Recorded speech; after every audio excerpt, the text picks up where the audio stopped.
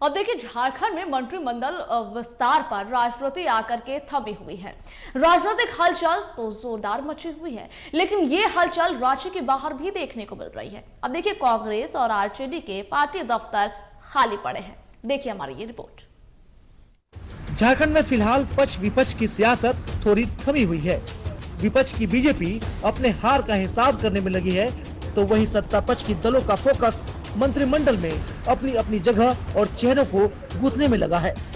28 नवंबर को सीएम हेमंत सोरेन ने सरकार के मुखिया की शपथ ले ली, लेकिन मुखिया का कुनबा अभी भी खाली है।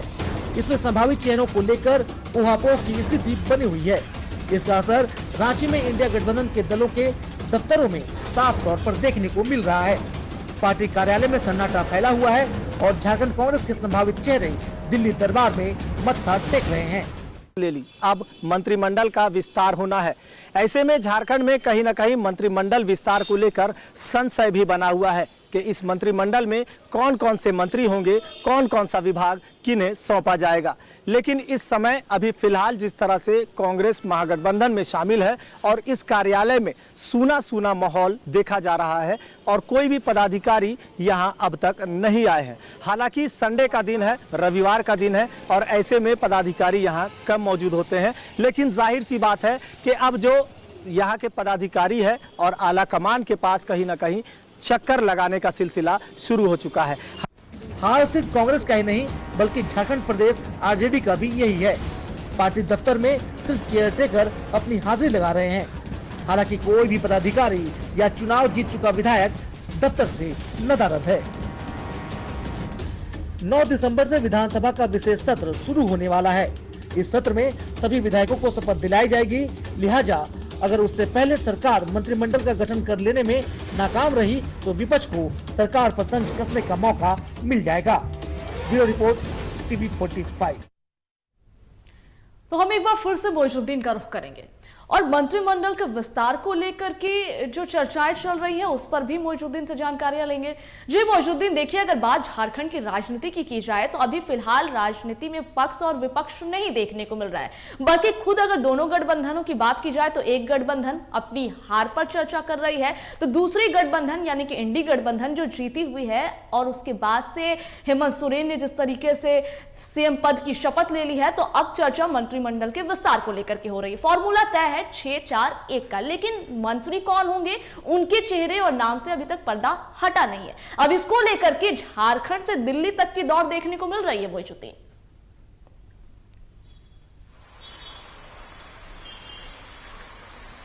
बिल्कुल सबा, ये सही बात है कि अब झारखंड की सियासत में 6-4-1 की राजनीति शुरू हो रही है, या कह सकते हैं जो आंकड़ा है ये माना जा सकता है, क्योंकि एक और इस चुनाव के बाद एनडीए गठबंधन साफ तौर पर अपनी हार पर समीक्षा कर रही है और तमाम बड़े पदाधिकारियों से लेकर कार्यकर्ताओं तक सभी को निर्देश दिए जा रहे हैं कि हमारा हार का कारण क्या रहा, अपनी हार का कारण भी बता रहे हैं। दूसरी ओर सफलता हासिल करने के बाद प्रचंड जीत जिस तरह से इंडिया गठबंधन को मिली, इसके बाद हेमंत सोरेन ने साफ तौर पर मंत्री, खास करके मुख्यमंत्री के तौर पर शपथ लिया और शपथ के बाद सीधे तौर पर जो संशय मंडरा रहा था कि मंत्रिमंडल का विस्तार होगा और इसमें देरी हो रही थी, लेकिन इस पर भी मुख्यमंत्री हेमंत सोरेन ने कैबिनेट से ये साफ कर दिया कि अब जल्द ही मंत्रिमंडल का विस्तार होगा। और जैसे ही ये घोषणा की गई, जो ऐलान किया गया, तमाम गठबंधन में शामिल जो दल है वो अब इस दौड़ में शामिल हो गए हैं कि मंत्रिमंडल के विस्तार में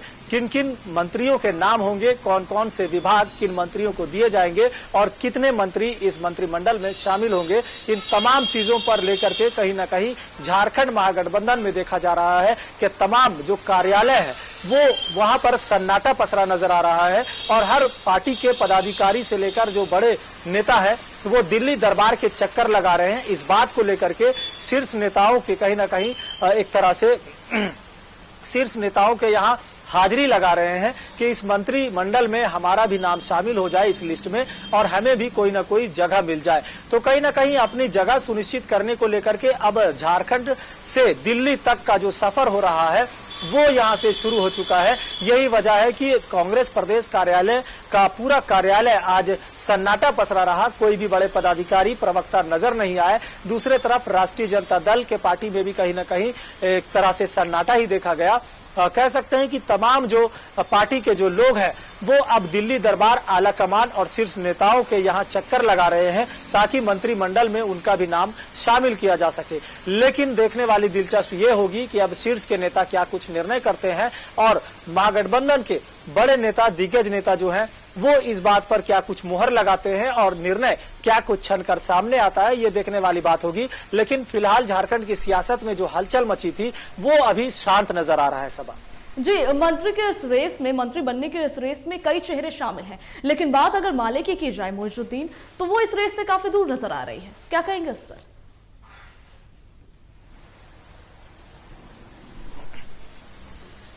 देखिए, माले महागठबंधन का एक हिस्सा है और साफ तौर पर माले ने 2-3 बार अपना बयान बदला है।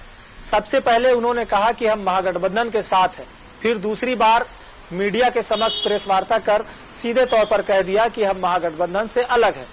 अब जो भाकपा माले है, यानी कि communist party of India liberation, उसके जो राष्ट्रीय महासचिव है दीपांकर भट्टाचार्य, इन्होंने सीधे तौर पर कह दिया कि महागठबंधन से हम जो है वो अलग रहेंगे, लेकिन कोऑर्डिनेशन कमेटी जो बनेगी उसका हम समर्थन करेंगे। तो साफ तौर पर यह भी माना जा सकता है कि महागठबंधन के मंत्रिमंडल के विस्तार को लेकर के जहां चर्चाएं चल रही है, इस बीच महागठबंधन के भीतर एक अलग सी तस्वीर भी देखने को मिल रही है, जहां लोग अपने आप को किनारा कशी भी कर रहे हैं और इस बात से भी नाराज चल रहे हैं कि हमें जो आकांक्षाएं, हमें जो उम्मीदें थी वो जगह नहीं मिली। बावजूद वो इस बात से भी संतुष्टि कर रहे हैं कि फिलहाल आलाकमान की ओर से जो निर्णय लिया गया है वो संतोषजनक है और इसी संतोषजनक निर्णय के साथ हम महागठबंधन का साथ देंगे। लेकिन फिलहाल माना जा सकता है कि महागठबंधन के भीतर अभी भी कई तरह के चीजें चल रही है, खास करके जो एक दूसरे से लोग मन फुलाए हुए हैं, ये भी चीजें सामने आ रही है। केवल महागठबंधन में नहीं बल्कि एनडीए गठबंधन की टीम में भी, दूसरे खेमे में भी कुछ इसी तरह की सीन चल रही है। जिस तरह से आज समीक्षात्मक बैठक के बाद सीपी सिंह जो है रांची से विधायक हैं और इस विधानसभा चुनाव में रांची एनडीए से प्रत्याशी भी रहे हैं, तो उन्होंने भी चिंता जाहिर किया है, अफसोस जताया है कि हमें इस समीक्षात्मक बैठक के लिए आमंत्रित नहीं किया गया। हालांकि उन्होंने भी कहा है कि हम कोऑर्डिनेशन कमेटी में हैं और हमारी बैठक के बाद हम भी निर्णय लेंगे कि हमें आगे काम कैसा किया जाएगा। लेकिन फिलहाल दोनों ही दलों में, दोनों ही खेमों में कुछ इसी तरह की तस्वीर देखी जा रही है और जाहिर सी बात है, साफ बात यह भी है सबा कि सिक्के के दो पहलू होते हैं और दोनों पहलू अलग अलग होते हैं।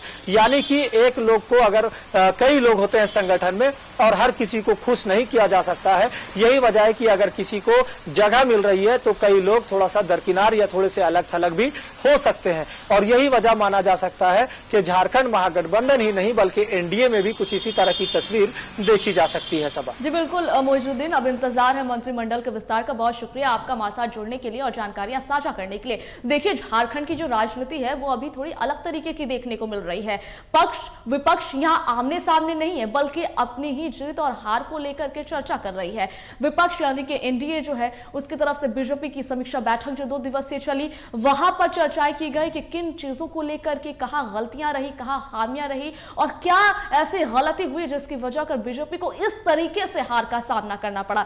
वही बात अगर जीती हुई सरकार की जाए, हेमंत सोरेन की जाए, इंडिया गठबंधन की जाए, तो वहां पर जो है मुख्यमंत्री हेमंत सोरेन ने शपथ तो ले ही लिया है। अब सभी की निगाहें मंत्रिमंडल के विस्तार पर है कि मंत्रिमंडल में कौन कौन से चेहरे हो सकते हैं और इसको लेकर के झारखंड फिलहाल खाली दिख रहा है क्योंकि जमावड़ा लगा हुआ है दिल्ली के दरबार में। तो दिल्ली के दरबार में जो है वहां पर जमावड़ा लगा हुआ है कि मंत्रिमंडल में उनका नाम जो है वो शामिल हो जाए। इसको लेकर के रेस देखने को मिल रही है। खैर, क्या कुछ होगा जानकारी हम आप तक जरूर पहुंचाएंगे। फिलहाल के लिए मुझे इजाजत दीजिएगा। नमस्कार।